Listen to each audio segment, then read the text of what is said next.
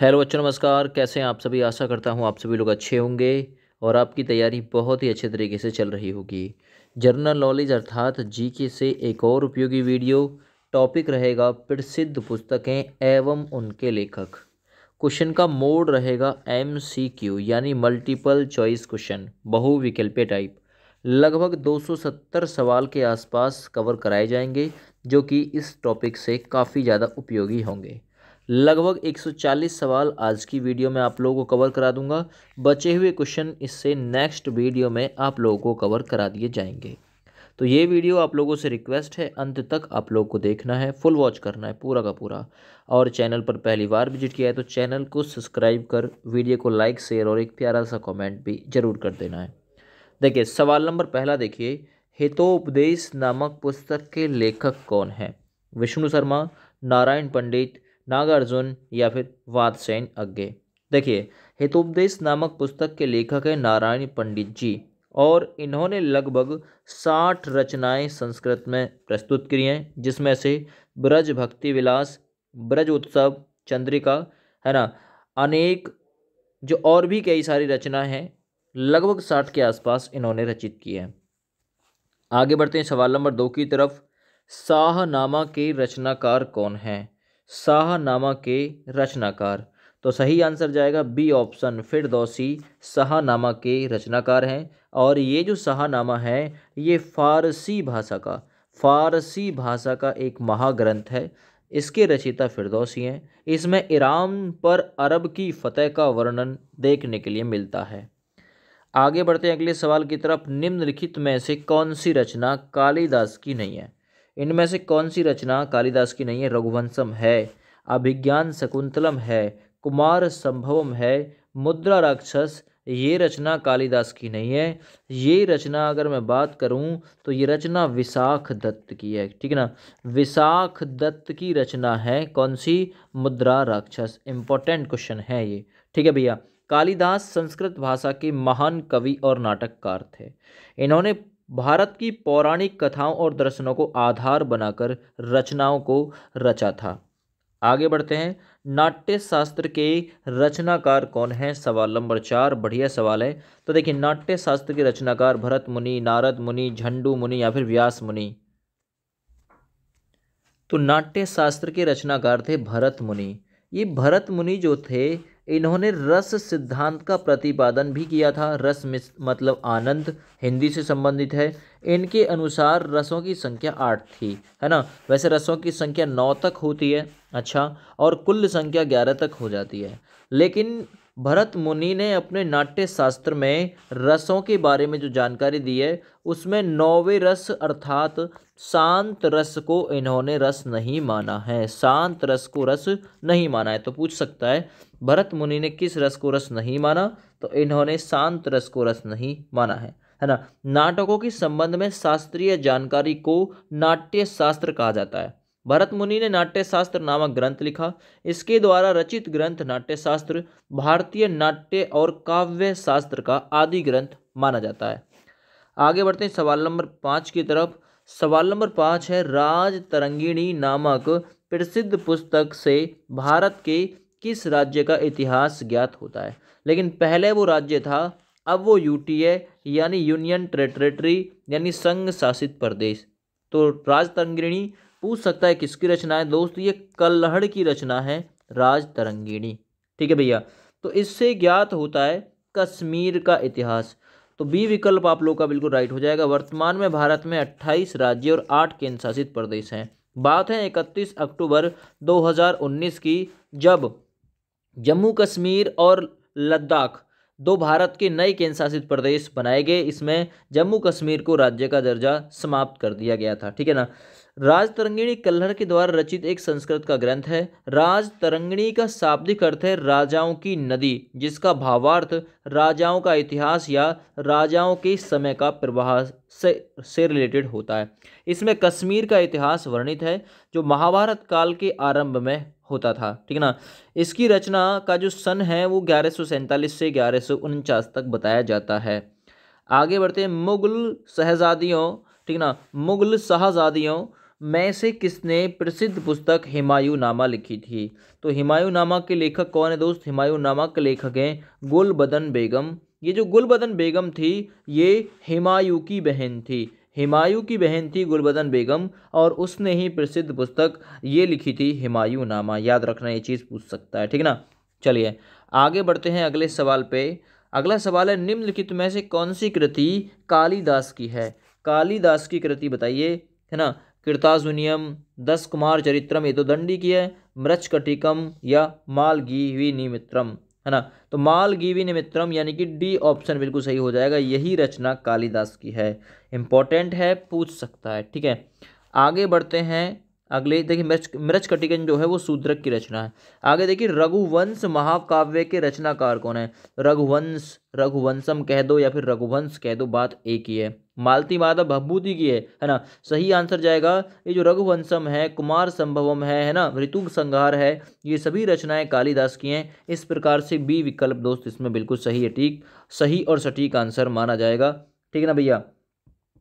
चलिए अगले सवाल की तरफ बढ़ते हैं। अगला सवाल है सवाल नंबर 9। अर्थशास्त्र नामक पुस्तक का लेखक कौन है?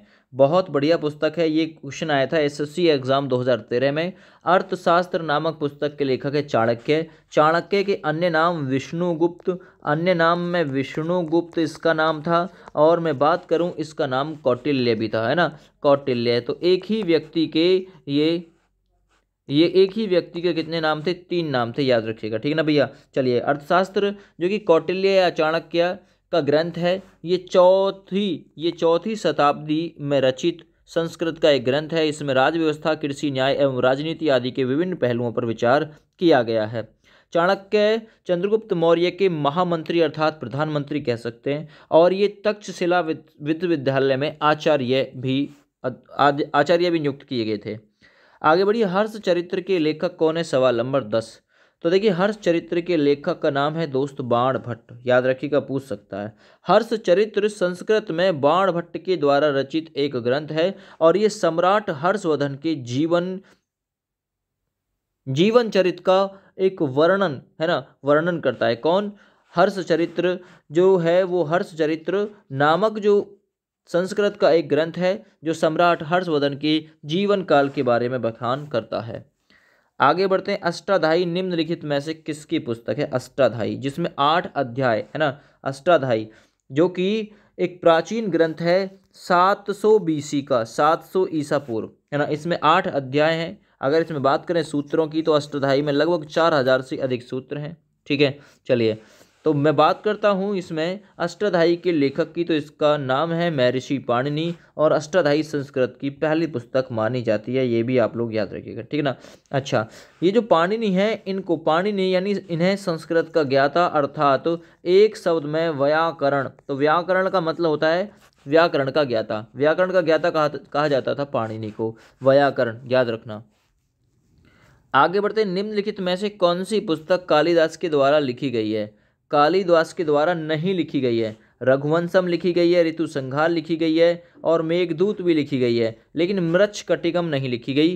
ये जो मृच्छकटिकम है दोस्त, ये किसके द्वारा लिखी गई है?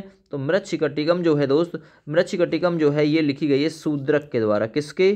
शूद्रक के द्वारा लिखी गई है, शूद्रक के। जो मृच्छकटिकम, इसका अर्थ पूछा जाता है, इसका अर्थ होता है दोस्तों मिट्टी की गाढ़ी, मिट्टी की गाढ़ी, ये भी पूछ सकता है आप लोगों से।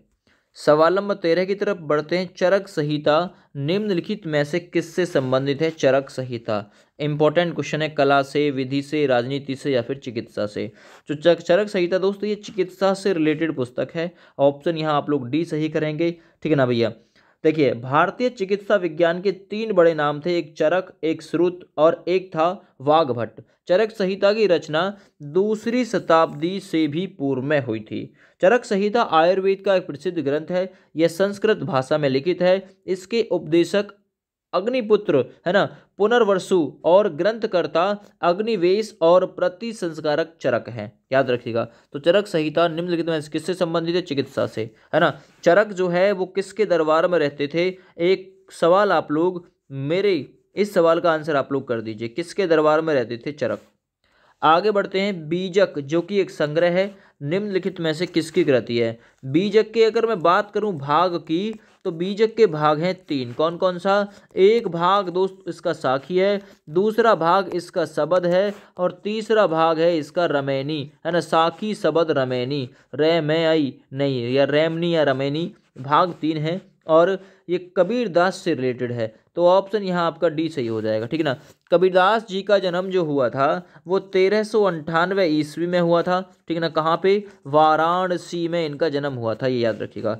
इनके पिता का नाम और माता का नाम नीरू और नीमा था। ये जुलाहा दंपत्ति ने इनका पालन पोषण किया था। दूसरा बात करूँ इनकी मृत्यु की तो 1518 ईस्वी में इनकी मृत्यु हो गई थी। कहाँ? मगहर, याद रखिएगा, मगहर नामक स्थान पे। दूसरी चीज, इनके पुत्र और पुत्री का नाम कमाल और कमाली था।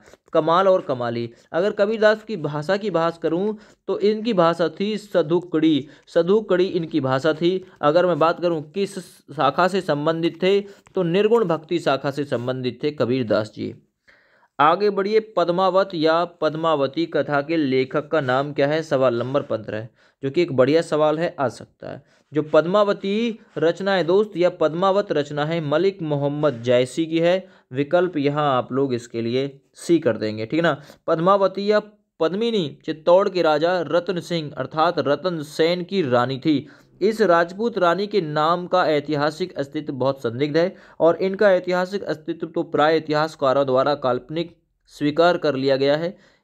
इसका नाम मुख्य रूप से स्रोत मलिक मोहम्मद जायसी की कृत जो रचना है पद्मावती इसी में मिलता है। सवाल नंबर 16, काव्यादर्श, है ना, काव्यादर्श नामक ग्रंथ की रचना किसने की है? सवाल नंबर 16।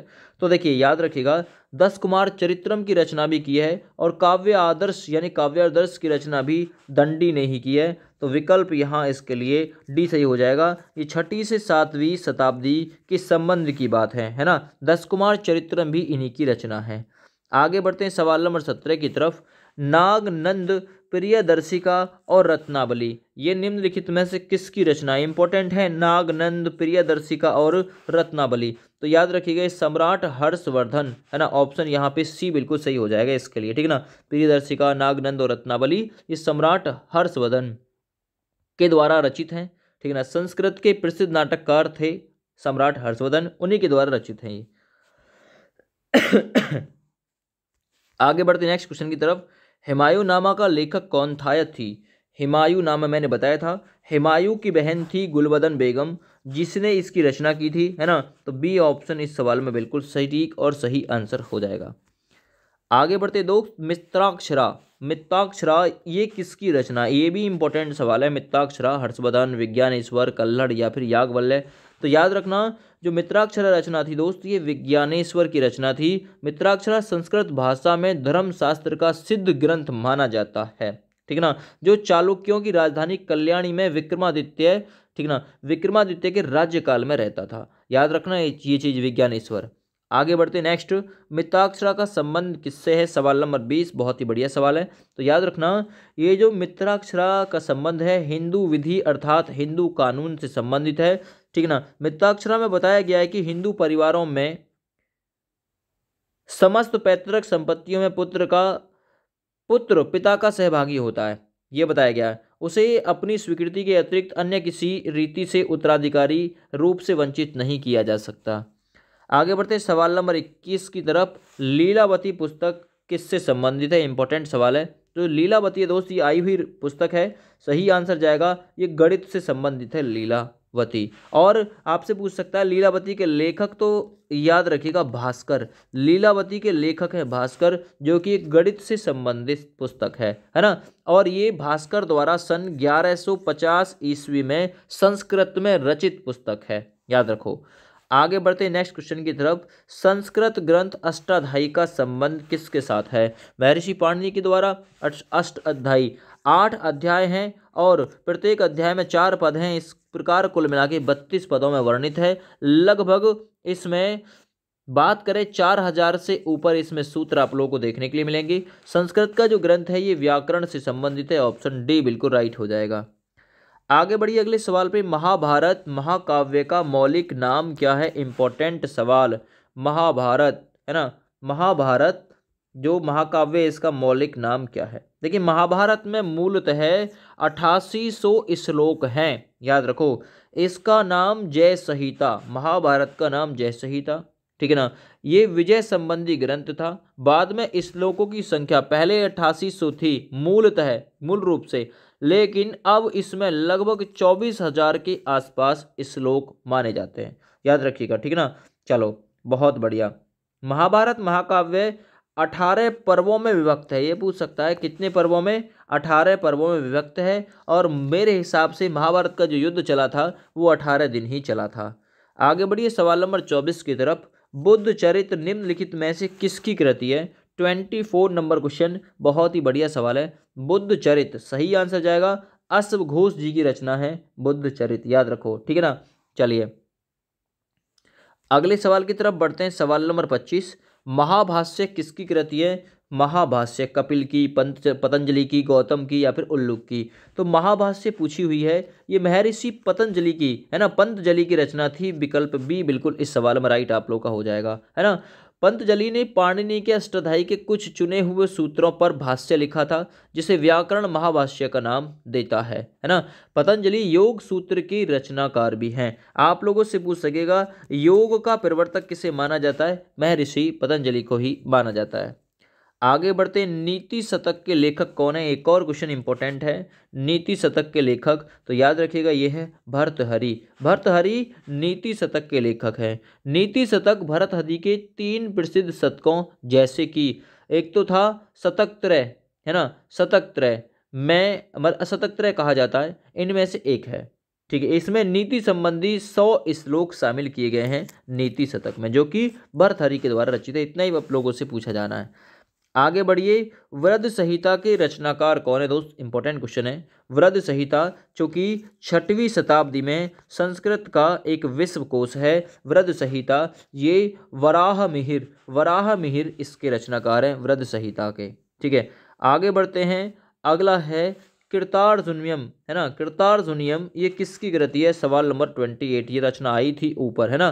तो जो कृतार्जुनियम है दोस्त ये भारवी, है ना, भारवी की रचना है। ऑप्शन आप लोगों का ए विकल्प सही हो जाएगा, इंपॉर्टेंट है, याद रखिएगा, ठीक है ना भैया। चलिए अगले सवाल की तरफ बढ़ते हैं। ये जो भारवी है ना, ये भारवी, इसका संस्कृत कवियों में ऊंचा स्थान है एक। आगे बढ़ते हैं, मृच्छकटिकम जिसका मतलब होता है मिट्टी की गाड़ी, है ना, ये किसकी रचना है? मृच्छकटिकम ये किसकी रचना है? तो देखिए सही आंसर जाएगा शूद्रक के साथ में। मृच्छकटिकम शूद्रक की रचना है दोस्त। सवाल नंबर 30 पे आ जाइए। मुद्रा राक्षस ऑलरेडी आ चुकी है ऊपर भी, ये किसकी रचना है? और मैं बता चुका हूँ मुद्रा राक्षस के बारे में। तो देखिए मुद्रा राक्षस जो है वो विशाख दत्त जी की रचना है। आप लोग इस सवाल का आंसर बी विकल्प में कर देंगे। और इसकी जो रचना है वो 4वीं शताब्दी में हुई थी। इसमें चाणक्य और चंद्रगुप्त मौर्य संबंधी ख्यात व्रत के आधार पर चाणक्य की राजनीतिक सफलताओं का अपूर्व विश्लेषण देखने के लिए मिलता है।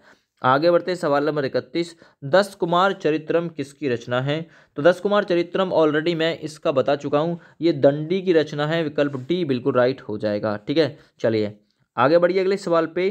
पंच सिद्धांतिका या पंच सिद्धांत आप लोग ऐसे भी कह सकते हैं, पंच सिद्धांतिका के लेखक कौन है? तो पंच सिद्धांतिका के लेखक के दोस्त वराह मिहिर, है ना, वराह मिहिर। ऑप्शन आप लोगों का ए बिल्कुल सही हो जाएगा, है ना। महाराजा विक्रमादित्य के काल में इस ग्रंथ की रचना हुई थी, है ना। वराह मिहिर ने 3 महत्वपूर्ण ग्रंथ, एक था व्रज, है ना, वृहद जातक, अगला वृहत संहिता और पंच सिद्धांतिका की रचना की थी। आगे बढ़िए, अगला है मत्त विलास प्रहसनम। मत्त विलास प्रहसनम ये किसकी रचना है? सवाल नंबर 33, अच्छा सवाल है। तो याद रखिएगा ये महेंद्र वर्मन जी की रचना है। विकल्प बी बिल्कुल सही हो जाएगा। और महेंद्र वर्मन प्रथम जो कि 571 से 630 ईस्वी, है ना, के द्वारा लिखित 2 महानायक एकांकी नाटकों में से एक है कौन सा? मत्त विलास, याद रखिएगा। पहले वे जैन धर्म के अनुयायी थे और बाद में उन्होंने शैव धर्म को अपना लिया था महेंद्र वर्मन ने। आगे बढ़ते हैं, अगला है स्वप्न, है ना, स्वप्नवासोदत्तनम, स्वप्नवासवदत्तनम ये इसके लेखक कौन है? ये भी क्वेश्चन इंपॉर्टेंट है। तो याद रखिएगा महर्षि भास जी, है ना, स्वप्नास्वदत्तम के लेखक हैं। तो बी विकल्प दोस्त बिल्कुल इसके लिए राइट आंसर के तौर पे माना जाएगा। आगे बढ़ते हैं, पृथ्वीराज रासो के लेखक कौन है? 35 नंबर सवाल बहुत बढ़िया है। पृथ्वीराज रासो जो कि एक महाकाव्य है, तो यहाँ बी विकल्प आप लोग का एक सही आंसर के रूप में मान लिया जाएगा, जिसमें पृथ्वीराज चौहान के जीवन चरित्र का वर्णन किया गया है। यह कवि है ना, चंद्रवरदाई की रचना है, जो पृथ्वीराज के अभिन्न मित्र राजकवि थे। इसमें दिल्लीश्वर पृथ्वीराज के जीवन की घटनाओं का विशद वर्णन है और यह 13वीं सदी की रचना है, 13वीं सदी की रचना पृथ्वीराज रासो।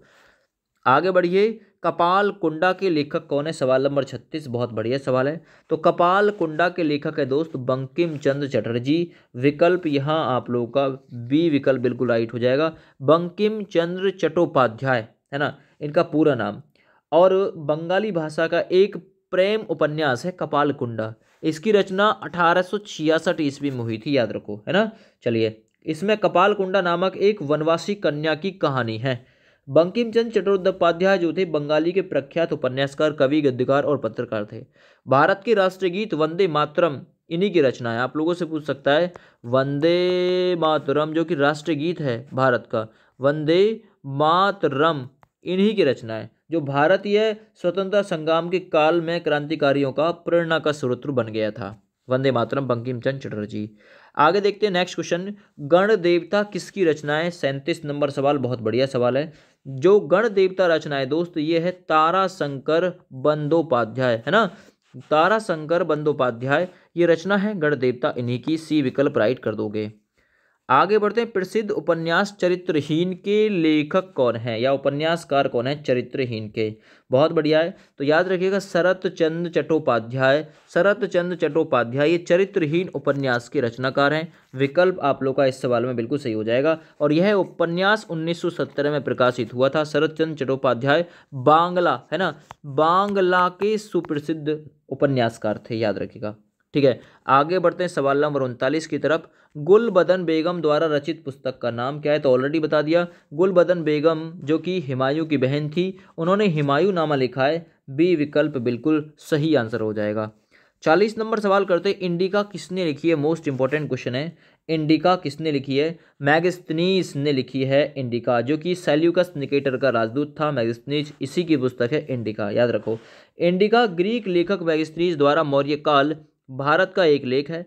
मैगस्थनीज यूनान का एक राजदूत यानी सेल्यूकस निकेटर का राजदूत था, जो चंद्रगुप्त मौर्य के दरबार में, है ना, चंद्रगुप्त मौर्य के दरबार में आया था। उसने जो कुछ भारत में देखा उसका वर्णन उसने इंडिका नामक पुस्तक में किया। मैगस्थनीज ने पाटलिपुत्र का बहुत ही सुंदर और विस्तृत वर्णन इस पुस्तक इंडिका में किया है। आगे बढ़ते हैं, अगला है परिपल्स, है ना, परिपल्स ऑफ एरिथ्रियन। परिपल्स ऑफ एरिथ्रियन इस पुस्तक के लेखक कौन है? 41 नंबर सवाल। एक बार प्लीज वीडियो को सभी लोग लाइक कर देंगे अगर वीडियो अच्छा लग रही हो तो। एक एक रचना बहुत बढ़िया है। तो देखिए, परिपल्स ऑफ एरिथ्रियन ये रचना है विल्फ्रेड एच शॉप की, विल्फ्रेड एच शॉप की, यानी कि डी विकल्प आप लोग याद रखिएगा, है ना। और 80 से, है ना, इस ग्रंथ की रचना 80 से 115 ईस्वी के बीच हुई थी, है ना। ये भारत में बंदरगाहों एवं व्यापारिक वस्तुओं का वर्णन इसी से मिलता है। ठीक है भैया, और ये रचना विल्फ्रेड एच शॉप की है। आगे बढ़ते, कबीरदास के उपदेशों का सबसे महत्वपूर्ण संकलन कौन सा है? तो ऑलरेडी बता चुका हूँ, इसका जो संकलन है सबसे महत्वपूर्ण उपदेशों का वो है बीजक के नाम से छपा था, जिसके 3 भाग थे, साकी, शबद और रमैनी। कबीर की मुख्य प्रमाणिक कृति है ना। तो आप लोगों से पूछ सकता है, कबीर की कृति जो है, कबीर की मुख्य प्रमाणिक कृति है। इस कृति को कबीर पंथ की प्रमुख पुस्तक भी माना जाता है और जिसे नाम दिया जाता है बीजक, है ना, बीजक। आगे बढ़िए, वाल्मीकि द्वारा रामायण ग्रंथ की रचना हुई, है ना। रामायण नामक ग्रंथ किसमें लिखा गया है? तो देखिए, रामचरितमानस लिखा गया है अवधि में, रामचरितमानस लिखा गया अवधि में, जिसकी रचना की है गोस्वामी तुलसीदास जी ने। वाल्मीकि ने लिखी है रामायण, जिसकी रचना की है संस्कृत में, याद रखना, ठीक ना। रामचरितमानस में 7 कांड हैं, ये भी पूछ सकता है। आगे बढ़ते हैं, निम्नलिखित में से कौन सी कृति कालिदास की नहीं है? कौन सी कृति कालिदास की नहीं है, जरा बताइए। देखिए, वो है ऋतु संहार भी है, मेघदूत भी है, रघुवंशम, ये सारी पुत्र पराक्रम, ये रचना कालिदास की इसमें नहीं है, है ना। कालिदास संस्कृत भाषा के महान कवि और नाटककार थे। कालिदास, है ना, वेदर्वी रीति के कवि हैं और तदनुरूप वे अपनी अलंकार युक्त, है ना, किंतु सरल और मधुर भाषा के लिए विशेष रूप से जाने जाते हैं। इनकी मुख्य रचनाओं में नाटक जो कि रूपक से रिलेटेड, अभिज्ञान शकुंतलम, है ना, विक्रमोर्वशीयम और मालगीवनिमित्रम, 2 महाकाव्य रघुवंशम और कुमार संभवम, 2 खंड मेघदूत और ऋतु संहार भी शामिल हैं। तो ये आप लोग का ए विकल्प इसमें से अलग हो जाएगा। 45 नंबर देखिए, निम्नलिखित में से कौन सी कृति कालिदास की नहीं है? फिर से बताइए कौन सी कवि कालिदास की कृति नहीं है? मालगीवनिमित्रम भी है ना, विक्रम सौरवम ये भी है, ऋतु संहार भी है, कादम्बरी नहीं है। ये कादम्बरी किसकी रचना है जरा बताइए? कादम्बरी संस्कृत का साहित्य का एक महान उपन्यास है। इसके रचनाकार बाण भट्ट हैं, है ना, बाण भट्ट इसके रचनाकार हैं। बाण भट्ट कादम्बरी के रचनाकार है। तो सही आंसर इसके लिए डी विकल्प बिल्कुल सही हो जाएगा।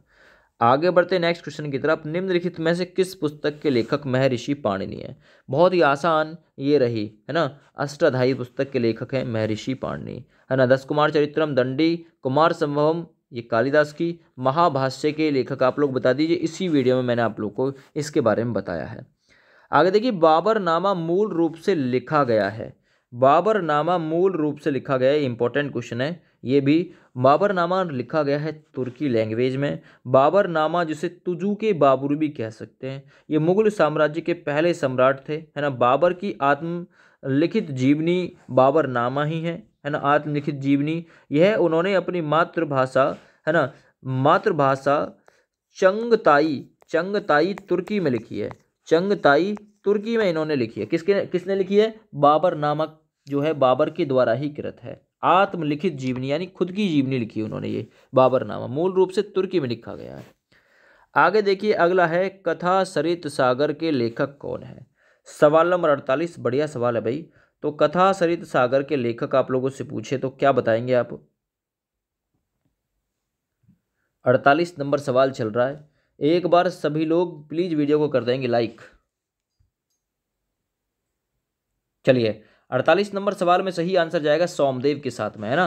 कथा सरित सागर के लेखक हैं सोमदेव जी। विकल्प डी बिल्कुल सही हो जाएगा। इसकी रचना कश्मीर में सोमदेव, है ना, भट्टराव ने त्रिगत अथवा कुल्लू कांगड़ा के राजा की पुत्री, कश्मीर के राजा अनंत की रानी सूर्यमती के मनोद, है ना, मनोविनोदार्थ 1063 और 1082 के मध्य संस्कृत में की थी।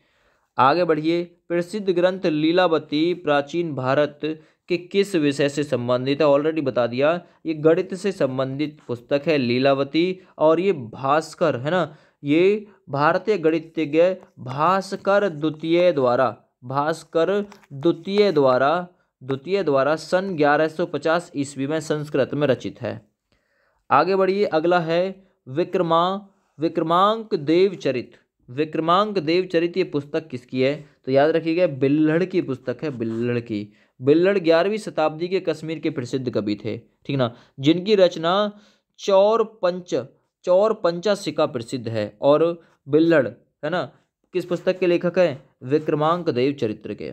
आगे बढ़ते हैं अगले सवाल पे। काम सूत्र के लेखक कौन है? सवाल नंबर है 51। एक बार वीडियो को लाइक कर देंगे सभी लोग। तो देखिए, काम सूत्र के रचनाकार हैं वात्स्यायन हिरानंदन अग्गे।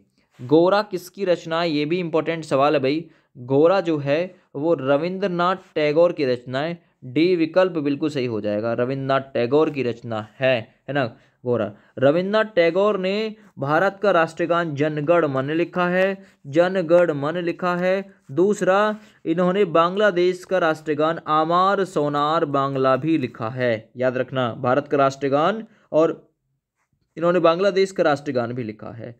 और इनकी रचना जो कि गीतांजलि, पोस्ट मास्टर, मास्टर साहब, गोरा, घर बाइरे, है ना, इत्यादि, और गार्डिनर भी इन्हीं की रचना है, ये भी पूछ सकता है। ठीक है भैया, चलो बहुत बढ़िया।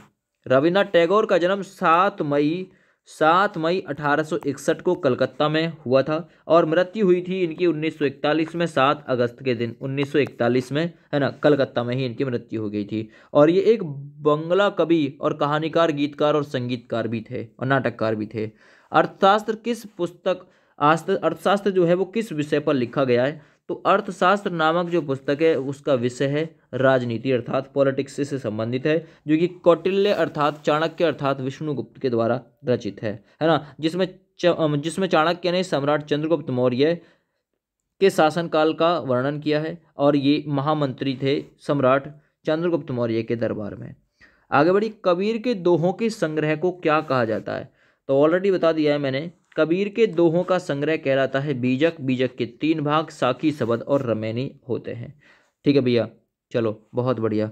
आगे बढ़िए, जायसी ने निम्नलिखित में से किसकी रचना की है? मलिक मोहम्मद जायसी। भ्रमर गीत तो तुलसीदास जी की आपको पता होगा।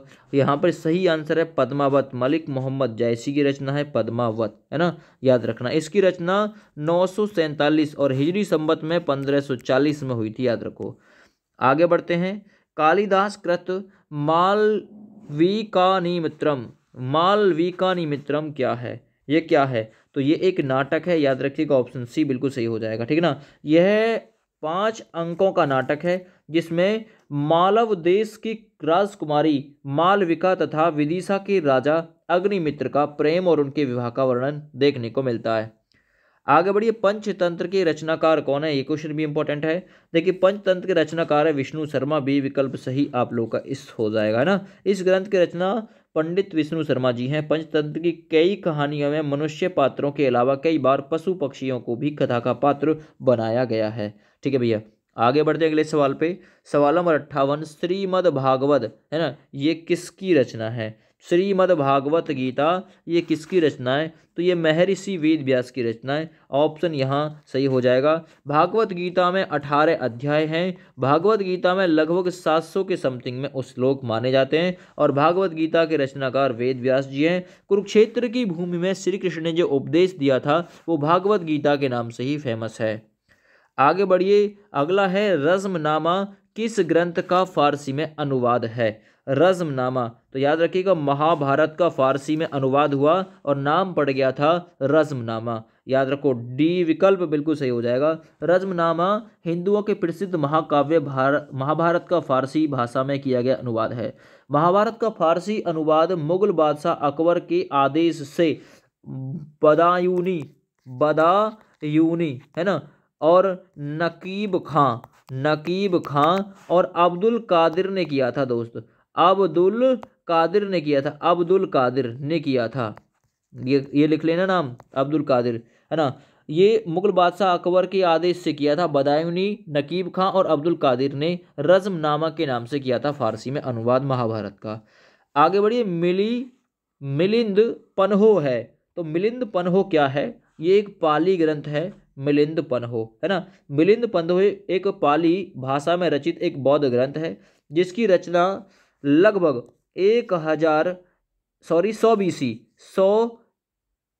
BC यानी ईसा पूर्व में की गई थी।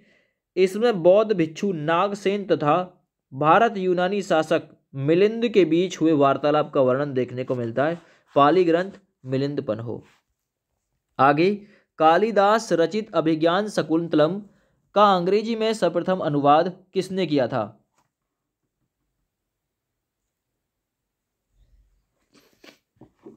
61 नंबर सवाल, बढ़िया सवाल है भाई। तो देखिए, सही आंसर जाएगा इस सवाल का विलियम जोन्स। कालिदास द्वारा रचित अभिज्ञान शकुंतलम का अंग्रेजी में सबसे पहले अनुवाद किया था विलियम जोन्स ने। ठीक है भैया, उन्होंने संस्कृत का अध्ययन किया और 1784 में बंगाल एशियाटिक सोसाइटी की स्थापना भी की थी। किसने? विलियम जोन्स ने 1784 में बंगाल एशियाटिक सोसाइटी की स्थापना भी की थी। ठीक है ना भैया। सर विलियम जोन्स अंग्रेज प्राचार्य, विद्या पंडित और विधि शास्त्री तथा प्राचीन भारत संबंधी सांस्कृतिक अनुसंधानों का प्रारंभकर्ता माना जाता है। ठीक है भैया, चलो बहुत बढ़िया। अगले सवाल की तरफ बढ़ते, सवाल नंबर 62, निम्नलिखित में किसकी तुलना मैकियावेली के प्रिंस से की जा सकती है? इंपॉर्टेंट क्वेश्चन है। मैकियावेली के प्रिंस, तो मैकियावेली प्रिंस था। प्रिंस किसकी रचना है? मैकियावेली की, याद रखना। और किसकी तुलना की जा सकती है? तो कौटिल्य के अर्थशास्त्र की, क्योंकि कौटिल्य का जो अर्थशास्त्र है वो पॉलिटिक्स से संबंधित है और ये भी उससे तुलना जो है वो की जा सकती है। ठीक है ना भैया। निकोलो मैकियावेली इटली का राजनयिक एवं राजनैतिक, दार्शनिक, संगीतज्ञ, कवि और नाटककार था। मैकियावेली की ख्याति उन्हें द प्रिंस रचना के कारण मिली, जो कि व्यवहारिक राजनीति का महान ग्रंथ स्वीकार किया जाता है। आगे बढ़ते हैं, किस मुगल शासक ने अपनी आत्मकथा लिखी है? जरा बताइए। तो आपको मैंने बताया था बाबर ने लिखी है, बाबरनामा, जिसे तुजू के बाबुरी कहते हैं, जो कि तुर्की भाषा में लिखी गई है दोस्त। आगे बढ़ते हैं, उपनिषदों का फारसी में अनुवाद किस मतलब उपनिषदों का फारसी भाषा में अनुवाद किसके प्रयास से हुआ? तो किसके प्रयास से हुआ था? ये दारा शिकोह, है ना। दारा शिकोह के प्रयास से उपनिषदों का फारसी भाषा में अनुवाद हुआ। उपनिषद की संख्या कितनी है? 108 या 1008? 1008, है ना। 1008 या 108, आप लोग मुझे कमेंट करके बताइए उपनिषदों की संख्या कितनी है ना, जरा बताइए। बहुत बढ़िया, कितना है? 108 उपनिषदों की संख्या है, ठीक है ना भैया। तो उपनिषदों का फारसी भाषा में अनुवाद किसके द्वारा? दारा शिकोह के द्वारा किया गया था। आगे बढ़ते, दारा शिकोह ने किस शीर्षक के अंतर्गत उपनिषदों का फारसी भाषा में अनुवाद किया था? तो शीर्षक क्या बनाया था?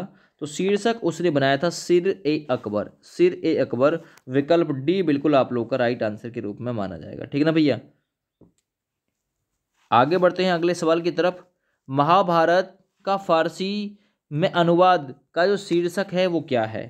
ठीक ना, तो ऑलरेडी आप लोगों को पता चल चुका है, रज़्मनामा, है ना। महाभारत का फारसी में अनुवाद का जो शीर्षक है वो है रज़्मनामा। आगे बढ़िए, मेघदूत किसकी कृति है? मेघदूत इंपॉर्टेंट सवाल रहेगा। तो मेघदूत के बारे में बता चुका हूँ, ये कालिदास की कृति है। मेघदूत पूछा जाता है ये क्वेश्चन भी, ठीक है भैया। अगले सवाल पे बढ़ते हैं, सवाल नंबर 68। यहाँ पे है पंतजलि किसके संग्रहकर्ता के रूप में प्रसिद्ध हैं? ऑलरेडी ये भी क्वेश्चन मैं बता चुका हूँ आप लोगों को, पंचतंत्र विष्णु शर्मा, है ना। और यहाँ आप लोगों का सही आंसर हो जाएगा योग सूत्र, किससे? महर्षि पतंजलि से संबंधित है। आयुर्वेद से संबंधित है, धन्वंतरी वगैरह।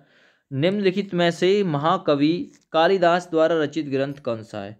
कालिदास द्वारा देखिए, भभूति ने मालती माधव लिखा है, मुद्रा राक्षस विशाखदत्त, मत्स्यकटिकम शूद्रक, और कालिदास का है कुमार संभवम।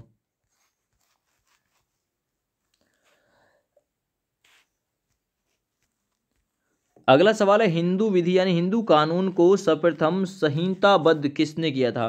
तो संहिताबद्ध किसने किया था, जरा बताइए। तो वो किया था मनु, आप लोगों को पता होगा। प्रथम विधि निर्माता किसे माना जाता है? विधि अर्थात कानून निर्माता माना जाता है महर्षि मनु को, ठीक है भैया। तो देखिए, मनु स्मृति हिंदू धर्म का प्राचीन धर्म शास्त्र या फिर स्मृति है।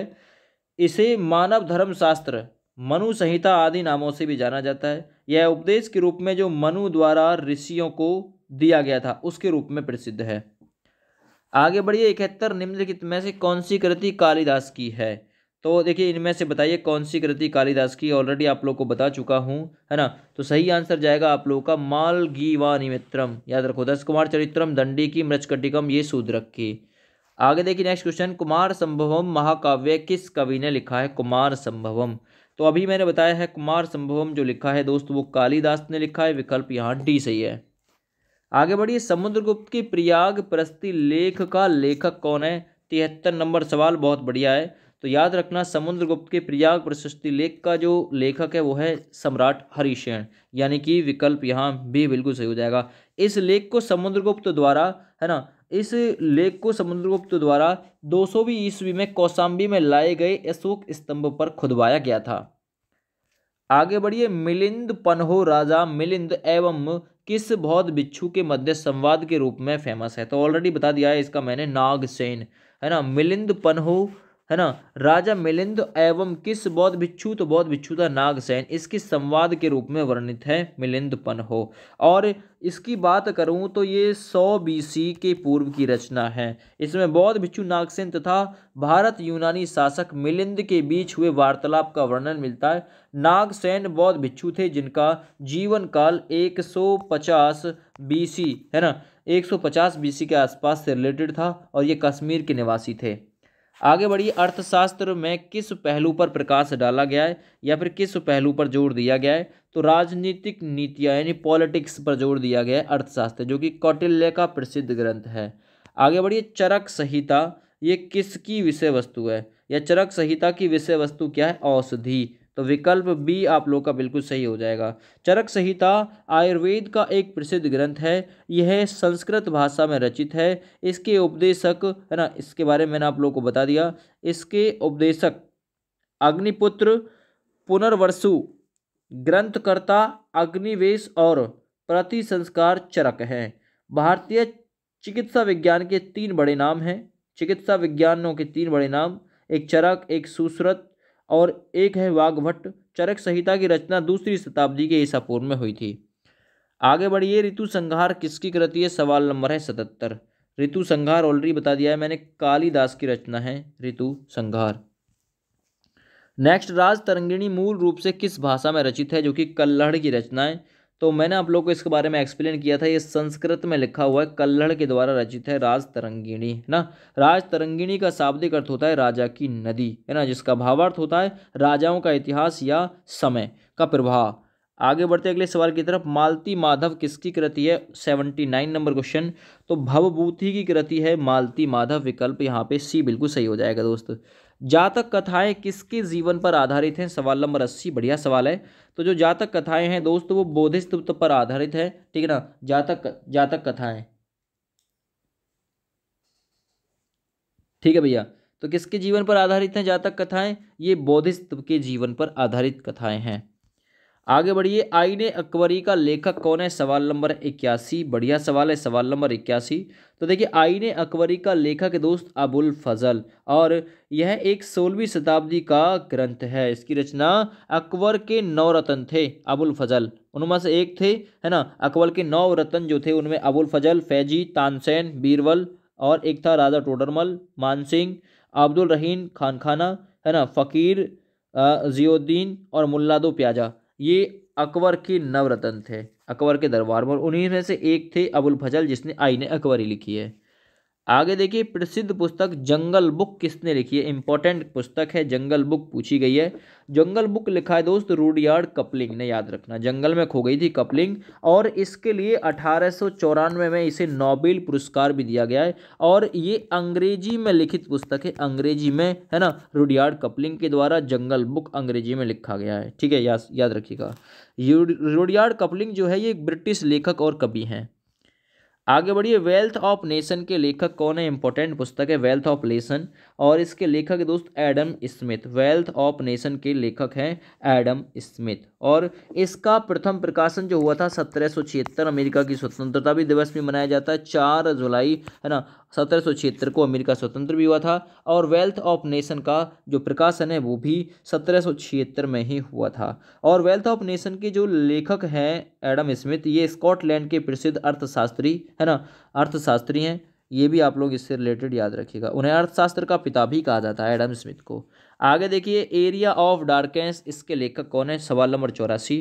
तो याद रखिएगा, एरिया ऑफ डार्कनेस के लेखक हैं V.S. नायपाल। विकल्प यहाँ आप लोग का बी बिल्कुल सही हो जाएगा, ठीक है।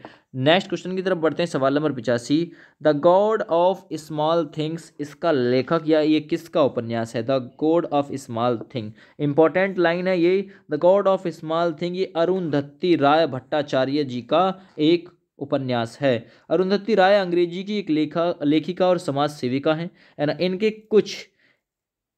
कुछ फिल्मी रोल भी आप लोगों को देखने के लिए मिलेंगे, और इन्होंने कुछ फिल्म में काम भी किया है। The God of small thing के लिए बुकर पुरस्कार भी इन्हें दिया गया था। इसके अलावा इनका नाम जुड़ा हुआ है नर्मदा बचाओ आंदोलन के साथ।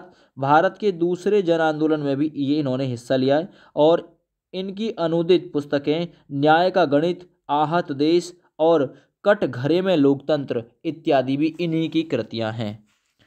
आगे बढ़ते हैं, ए ट्रेन टू पाकिस्तान, ये किसकी रचना है? ये भी इंपॉर्टेंट है। ट्रेन टू पाकिस्तान ये खुशवंत सिंह जी की रचना है। विकल्प डी यहाँ बिल्कुल राइट हो जाएगा। ट्रेन टू पाकिस्तान 1956 में पंजाब के एक कल्पित गांव मनु माजरा की कहानी कहलाता है, या फिर मनु माजरा की कहानी कहता है। यह गांव भारत पाकिस्तान के करीब ही स्थित है। यहाँ सदियों से मुसलमान और सिख मिलजुल कर रह रहे हैं, पर देश के विभाजन के साथ ही स्थितियां बदल जाती हैं।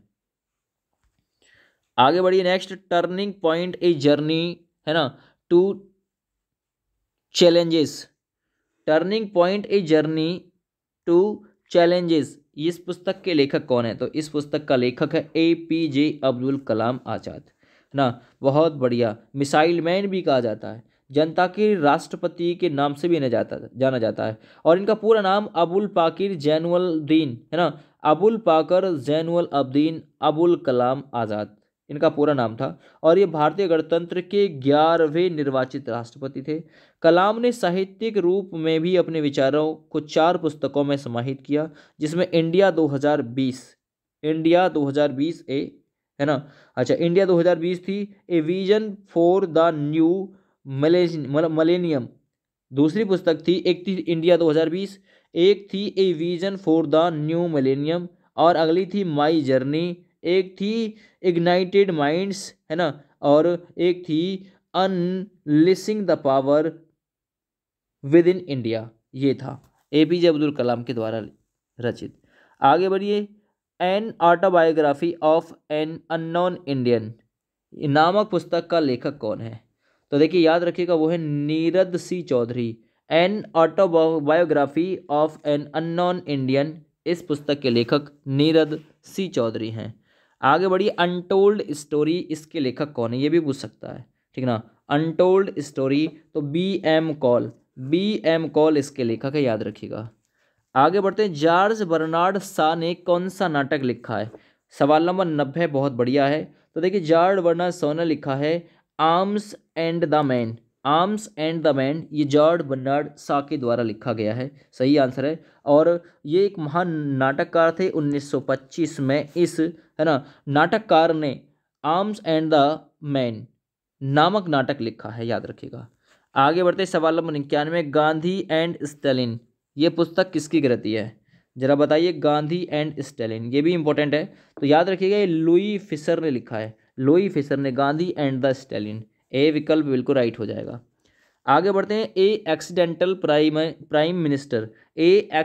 प्राइम मिनिस्टर नामक पुस्तक के लेखक कौन है दोस्तों? तो याद रखिएगा, इंपॉर्टेंट क्वेश्चन है, संजय बारू। ऑप्शन डी बिल्कुल सही हो जाएगा। संजय बारू पूर्व प्रधानमंत्री मनमोहन सिंह के मीडिया सलाहकार थे। उन्होंने अपनी पुस्तक ए एक्सीडेंटल प्राइम मिनिस्टर में मनमोहन सिंह के कार्यकाल की व्याख्या का वर्णन किया है। इस पुस्तक का विमोचन वर्ष 2014 में हुआ था, याद रखिएगा। कौन सा? ए एक्सीडेंटल या द एक्सीडेंटल प्राइम मिनिस्टर। आगे बढ़ते हैं, the ministry of utmost happiness किसके द्वारा लिखित पुस्तक है? The ministry of utmost happiness, ये पुस्तक लिखी हुई है अरुंधति राय भट्टाचार्य के द्वारा। ए विकल्प बिल्कुल इसके लिए सही हो जाएगा, है ना। और जो अरुंधति भट्टाचार्य थी, इन्होंने कई सारी फिल्मों में काम भी किया। The God of small things के लिए इन्हें बुकर पुरस्कार से सम्मानित भी किया। नर्मदा बचाओ आंदोलन के साथ भी ये जुड़ी रही, है ना। आगे बढ़िए, हिंदू व्यू ऑफ लाइफ, ये पुस्तक किसके द्वारा लिखित है? तो हिंदू व्यू ऑफ लाइफ ये डॉक्टर एस राधाकृष्णन के द्वारा रचित है, जो कि 1952 से 1962 ईस्वी तक भारत के राष्ट्रपति रहे थे, है ना। और ये भारत के सर्वपल्ली राधाकृष्णन पहले और दूसरे नंबर के, है ना, पहले नंबर के उपराष्ट्रपति और दूसरे नंबर के राष्ट्रपति रहे थे। वे संस्कृति के संवाहक, प्रख्यात शिक्षाविद, महान दार्शनिक और एक आस्थावान हिंदू विचारक थे।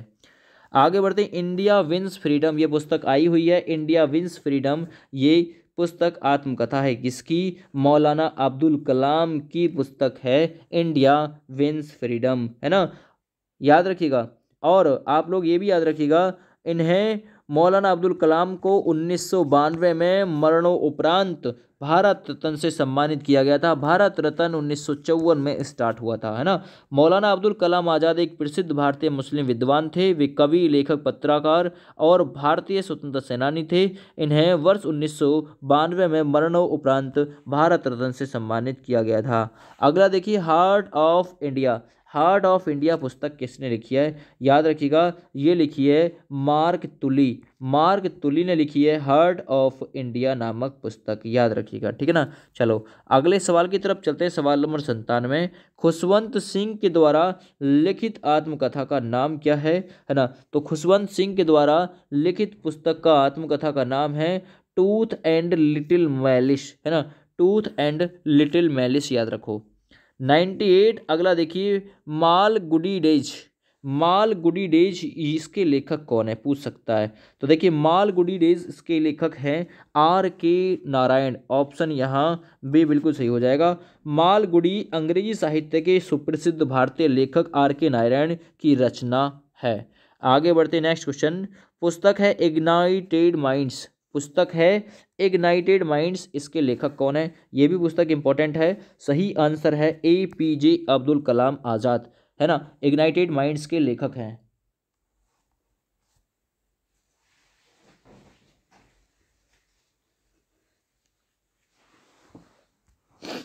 सवाल नंबर 100 पे आगे देखिए, गुलामगिरी पुस्तक का लेखक कौन है। एक और क्वेश्चन इंपॉर्टेंट है ना।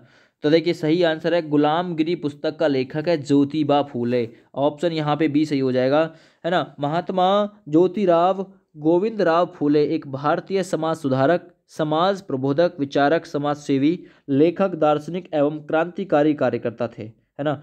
इन्हें महात्मा फूले एवं ज्योतिबा फूले के नाम से जाना जाता है। सितंबर 1873 में इन्हें महाराष्ट्र में सत्यशोधक समाज की संस्था का गठन भी किया था, है ना। आपसे पूछ सकता है सत्यशोधक समाज नामक संस्था का गठन किसने किया, तो ज्योतिबा फूले ने। कब किया, 1873 में, सत्यशोधक समाज।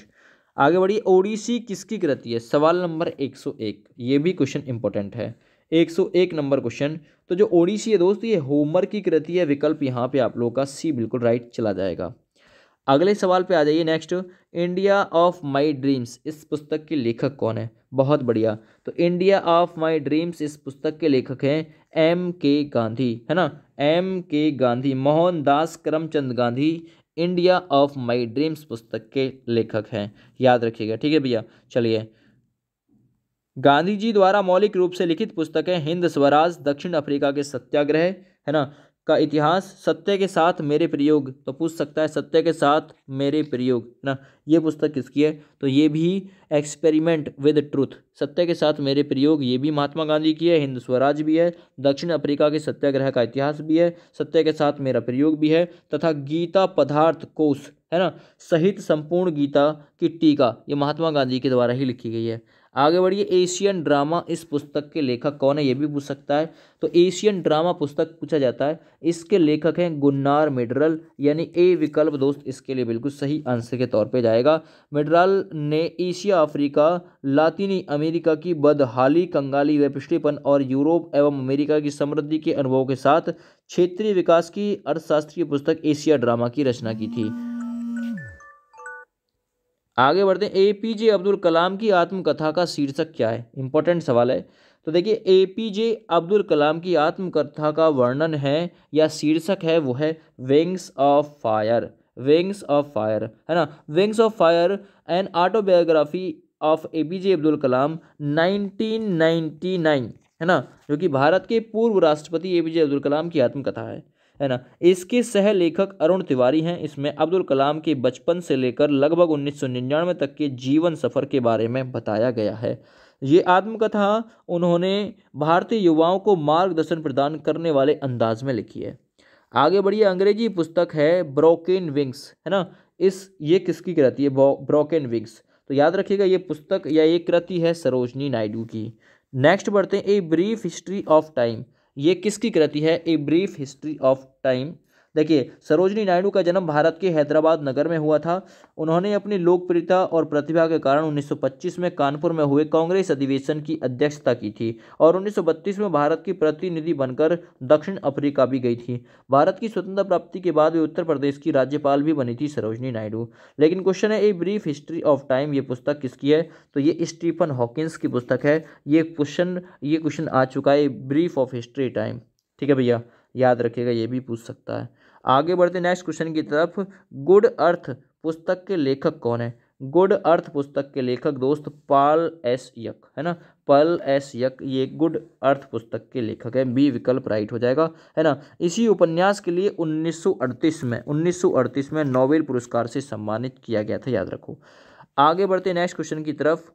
नेक्स्ट है, द सोशल कॉन्ट्रैक्ट नामक पुस्तक का लेखक कौन है। द सोशल कॉन्ट्रैक्ट, तो याद रखिएगा रूसो, है ना, रूसो। सोशल कॉन्ट्रैक्ट, जो सोशल कॉन्ट्रैक्ट यानी समाज का कॉन्ट्रैक्ट लेगा वो रूसा ही रहेगा। आगे बढ़िए, अगला है, मिडनाइट चिल्ड्रंस नामक पुस्तक के लेखक कौन है, ये भी क्वेश्चन इंपॉर्टेंट है। तो याद रखिएगा सलमान रुश्दी, सलमान रुश्दी, बी विकल्प सही है, ये मिडनाइट चिल्ड्रन पुस्तक के लेखक हैं। आगे बढ़ते हैं, डिस्कवरी ऑफ इंडिया, कई बार एग्जाम में पूछा गया। डिस्कवरी ऑफ इंडिया इस पुस्तक के लेखक कौन है, तो इस पुस्तक के लेखक है पंडित जवाहरलाल नेहरू जी, यानी भारत की खोज 1944 में अप्रैल से सितंबर के बीच अहमदनगर की जेल में पंडित नेहरू के द्वारा इसकी रचना की गई थी, है ना। डिस्कवरी ऑफ इंडिया की 1944 में अप्रैल से सितंबर के बीच। आगे बढ़ते हैं, मदर नामक पुस्तक का लेखक कौन है? मदर नामक पुस्तक जो है उसका लेखक कौन है? तो याद रखिएगा मैक्स, ये जो यहाँ पे लिखा हुआ है ना, मैक्सिम गोर्की। मैक्सिम गोर्की ये मदर नामक पुस्तक का लेखक है। आगे बढ़ते हैं, एज यू लाइक इट इस पुस्तक का लेखक कौन है? एज यू लाइक इट इस पुस्तक का लेखक है दोस्त विलियम शेक्सपियर, याद रखो। नेक्स्ट अगला देखिए, ग्लिक पेज है ना, ग्लिक पेज सॉरी ग्लिक पेज ऑफ हिस्ट्री है ना, या glimpses of history, world history नामक पुस्तक किसने लिखी है? तो देखिए सही आंसर है, ये लिखा गया पंडित नेहरू की जी के द्वारा, ग्लिक पेज ऑफ वर्ल्ड हिस्ट्री। आगे बढ़ते नेक्स्ट क्वेश्चन की तरफ, ए हाउस फॉर मिस्टर विश्वास इस पुस्तक का लेखक कौन है? जरा बताइए, ए हाउस ऑफ मिस्टर विश्वास या फॉर मिस्टर विश्वास, वी एस नायपाल इसके लेखक है, याद रखना। नेक्स्ट बढ़िए, वार एंड पीस के लेखक कौन है? ये भी पुस्तक इंपॉर्टेंट है, वार एंड पीस यानी युद्ध और शांति। तो ये सही आंसर जाएगा, लियो टॉल्स्टॉय पुस्तक के लेखक हैं वार एंड पीस के। आगे बढ़ते हैं, अगला है कम्युनिस्ट मैनिफेस्टो। कम्युनिस्ट मैनिफेस्टो इस पुस्तक का लेखक कौन है? तो याद रखना कार्ल मार्क्स है ना, दास कैपिटल कार्ल मार्क्स की और कम्युनिस्ट मैनिफेस्टो भी कार्ल मार्क्स की। आगे बढ़िए, अगला है द प्रिंस है ना, किसकी रचना है? द प्रिंस जो है वो किसकी रचना है? मैंने बताया था ये रचना है मैकियावेली की, द प्रिंस, याद रखो। आगे बढ़ते हैं अगले सवाल पे, अनहैप्पी इंडिया इस पुस्तक के लेखक कौन है? अनहैप्पी इंडिया, लाला लाजपत राय, क्योंकि लाठियां पड़ी थी इनको सिर में अंग्रेजों के द्वारा, तो अनहैप्पी इसलिए unhappy India Lala Lajpat Rai. Merchant of Venice के नाटककार कौन है दोस्त? ये इंपॉर्टेंट सवाल है। तो मर्चेंट ऑफ वेनिस के दोस्त नाटककार हैं विलियम शेक्सपियर, विकल्प बी बिल्कुल सही हो जाएगा। ठीक है, आगे बढ़ते हैं, अगला सवाल देखिए 120 नंबर, इंडिया डिवाइडेड नामक पुस्तक किसने लिखी है? इंडिया डिवाइडेड नामक जो पुस्तक लिखी है दोस्त डॉक्टर राजेंद्र प्रसाद जी ने लिखी है, सी विकल्प बिल्कुल राइट हो जाएगा। ठीक है ना भैया, 3 दिसंबर 1884 को इनका जन्म हुआ था और 28 फरवरी 1963 को भारत के प्रथम राष्ट्रपति राजेंद्र प्रसाद जी की मृत्यु हो गई थी। भारतीय स्वतंत्रता आंदोलन के प्रमुख नेताओं में से एक थे जिन्होंने भारतीय राष्ट्रीय कांग्रेस के अध्यक्ष के रूप में प्रमुख भूमिका निभाई थी। राजेंद्र बाबू ने अपनी आत्मकथा 1946 के अतिरिक्त कई अन्य पुस्तकें भी लिखी थी, जिनमें बापू के कदमों में बाबू 1954, इंडिया डिवाइडेड 1946, सत्याग्रह एट चंपारण 1922, गांधी जी की देन, भारतीय संस्कृति व खादी का अर्थशास्त्र में उल्लेख जो किया है उसका वर्णन देखते ही बनता है। आगे बढ़िए 121 नंबर सवाल, लाइफ डिवाइन ये किसकी कृति है? सवाल नंबर 121, लाइफ डिवाइन किसकी कृति है? तो देखिए सही आंसर जाएगा अरविंद घोष की कृति है लाइफ डिवाइन। आगे बढ़ते हैं, Indian poverty and un British rule in India इस पुस्तक का लेखक कौन है ना? Indian poverty and un British rule in India, दादा भाई नौरोजी वयोवृद्ध पुरुष के नाम से भी जाने जाते थे। आगे बढ़िए, अगला है लोलिता है ना, लोलिता किसकी कृति है? सवाल बहुत बढ़िया है, पूछ सकता है। तो देखिए सही आंसर है ये व्लादिमीर नोवाकोव है ना, लोलिता जो पुस्तक है ये व्लादिमीर नोवाकोव की कृति है। आगे बढ़ते हैं, मैन कैम्प किसकी कृति है? मैन कैम्प बोल दो, मीन कैम्प बोल दो, तो ये हिटलर की कृति है। मैन कैम्प या मीन कैम्प, ऑप्शन ए बिल्कुल यहाँ पे सही हो जाएगा। और जो हिटलर थे ना है ना, ये जर्मनी से रिलेटेड थे। मेरा संघर्ष नामक इन्होंने ही पुस्तक लिखी था, हिटलर ने ही, है ना। चलो बहुत बढ़िया, आगे बढ़ते अगले सवाल की तरफ। गाइड पुस्तक के लेखक कौन है? गाइड के, तो देखिए गाइड पुस्तक के लेखक हैं आर के नारायण, ऑप्शन यहाँ सी सही हो जाएगा दोस्त। नेक्स्ट बढ़िए, महात्मा गांधी जी की आत्मकथा का नाम क्या है? तो महात्मा गांधी जी की आत्मकथा का नाम है माई एक्सपेरिमेंट विद ट्रुथ, अर्थात सत्य के साथ मेरे प्रयोग। इसी में आत्मकथा है महात्मा गांधी जी की। महात्मा गांधी जी का जन्म 2 अक्टूबर 1869 को पोरबंदर गुजरात में हुआ था। इनके पिता का नाम मोहनदास करमचंद गांधी था, है ना। और बात करें इनकी माता का, तो माता का नाम था इनका पुतलीबाई, पत्नी का नाम कस्तूरबा गांधी था। दूसरी चीज़, 5वें पुत्र का नाम जमनालाल बजाज था। और बात करें मृत्यु की, तो 30 जनवरी 1948 को गांधी जी को दिल्ली में नाथूराम गोडसे ने गोली मार दी थी। प्रत्येक वर्ष 30 जनवरी को शहीद दिवस के रूप में भी सेलिब्रेट किया जाता है और 23 मार्च को भी शहीद दिवस के रूप में मनाते हैं। जब दोनों ऑप्शन आ जाएं 23 मार्च और 30 जनवरी तो वहाँ पे 30 जनवरी को प्रायिकता आपको देनी है। अगला देखिए, टॉलस्टॉय की किस प्रसिद्ध पुस्तक ने महात्मा गांधी के विचारों को प्रभावित किया था? तो पुस्तक थी वार एंड पीस, याद रखना। अगले सवाल पे आ जाइए नेक्स्ट। कुली के लेखक कौन है? एक और क्वेश्चन इंपॉर्टेंट है। कुली नामक पुस्तक के लेखक दोस्त कौन है? वो है मुल्क राज आनंद जी। विकल्प बी बिल्कुल राइट है। आगे बढ़ते हैं। अगला, यूटोपिया किसकी रचना है? एक और सवाल 29 नंबर, बहुत बढ़िया है। यूटोपिया जो रचना है दोस्त वो थॉमस मूर की रचना है। विकल्प ए सही हो जाएगा इसके लिए। नेक्स्ट बढ़ते हैं। हिंद स्वराज पुस्तक किसने लिखी है? ये क्वेश्चन भी इंपॉर्टेंट है। हिंद स्वराज नामक पुस्तक दोस्त महात्मा गांधी ने लिखी है। डी विकल्प बिल्कुल राइट है। आगे बढ़ते हैं। यशोधरा किसकी कृति है? ये क्वेश्चन भी इंपॉर्टेंट है ना? जरा बताइए, यशोधरा किसकी कृति है? दोस्त यशोधरा जो कृति है वो मैथिली शरण गुप्त की है ना, या फिर किसी और की है? यशोधरा बताइए जरा, आप लोग भी बता दीजिए एक आध क्वेश्चन। यशोधरा किसकी कृति है?